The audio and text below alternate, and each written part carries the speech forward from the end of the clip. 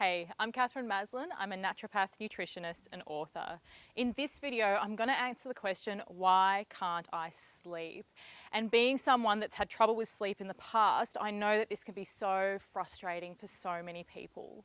So sleep is something that we actually need a lot of things to be right in the body so that your body can initiate the process. It's not something that just happens like that. So the biggest reasons that people can't sleep is coming back down to that adrenal stress response, but also it's got a lot to do with what they're putting in their body and their neurotransmitters.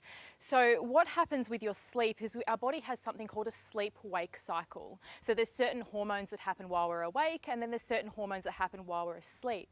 So our awake hormones, which is our cortisol, actually increases in the morning and it drops off in the afternoon.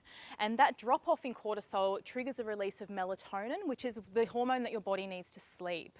So if we're really stressed and our cortisol is high all day long, there's no drop off that can occur, which means then our melatonin can't increase. On the other side of things, if we're so exhausted that we've depleted all of our stress hormones and our cortisol is really low, it means again there's no trigger for melatonin and we can't sleep. So then we're stuck in this vicious cycle where we can't sleep, which makes us more stressed, and then we can't sleep, and then we're more stressed, and our sleep-wake cycle simply can't correct itself, often without some intervention. The second part of not sleeping is all about the fuel in your body and what's actually needed to make neurotransmitters. So neurotransmitters are the actual hormones in your body that affect moods and a lot of other functions in the body. And without enough protein, without enough minerals, without enough nutrition in your body, you actually will have a depletion or an imbalance in your neurotransmitters, which means then you're lying in bed at night and you're just wide awake and you don't know why you can't sleep.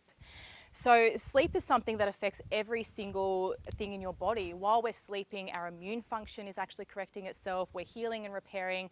So if you're not sleeping, you're going to be moody, and you're going to get sick more often, you're going to gain weight more easily. So sleep is really a fundamental that we need to get sorted out.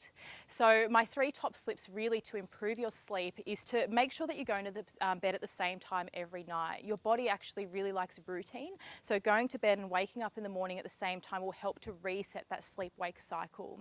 Doing some exercise first thing in the morning, even if it's just star jumps 5 times, will actually really help your body to reset that sleep-wake cycle as well. The other thing is, don't have an iPad or a phone in bed.